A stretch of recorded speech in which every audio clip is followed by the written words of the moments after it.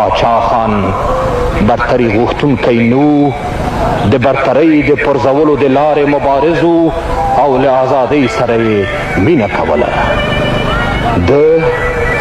زموږ د ملي او ډیموکراتیک انقلاب نه راوروسته دلته زموږ په هیواد کې په خپلو سترګو ولیدل چې هماغه د ازادۍ بین المللي او منطقوي دښمنان کوم چې د هند د خلکو د بیدارۍ او ازادۍ پر ضد جنګېدل د افغانستان د خلکو د نیکمرغۍ او ترقۍ پر ضد هم جنګېږي.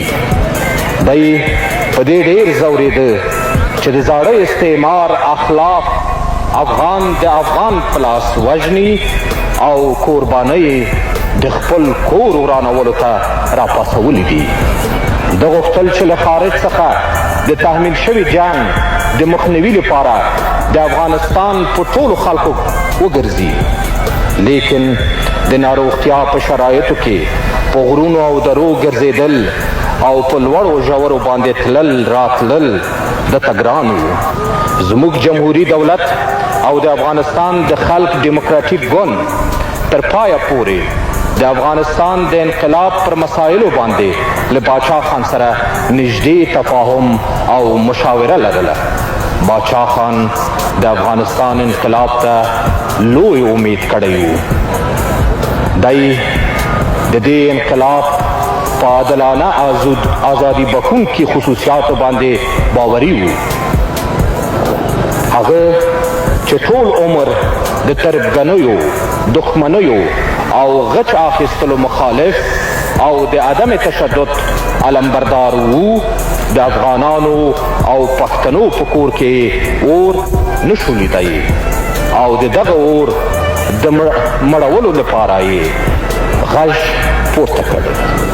د افغانستان د جمهوریت د ملي روغې جوړې سیاست د فخر افغان خان عبدالغفار خان د بشپړ تایید او ملاتړ څخه برخورداره و، ځکه چې هغه ډاډه و چې ملي روغه جوړه د ورور وژنې په اور اوبه اچوي، مرور ورونه سره پخلا کوي او د تباهۍ مخه نیسي، په وطن او سیمه کې سوله او آرامي راولي او د هېواد د سمسورولو او آبادولو لپاره لار پرانیزي.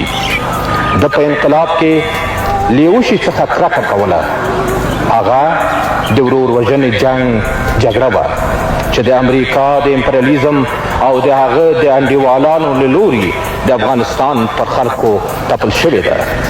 باچا خان پوهېده چې د دنیا زاړه قابضان دا د وینو وږي استعماري او امپریالیستي لیوان د افغانانو له انقلاب سره دښمني کوي.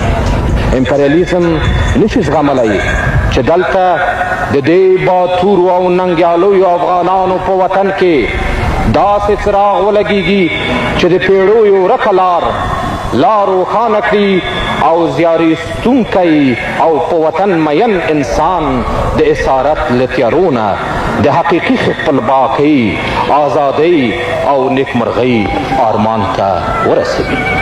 موږ د خدای په فضل دا توان په ځان کې وینو چې دا د ازادۍ او عزت ځاله، دا د قهرمانو پلرونو سنګر ګران افغانستان وساتو، آباد کړو او د انسانیت، عدالت، ورورۍ او برابرۍ زانګو او ټاټوبه یې وګرځوو.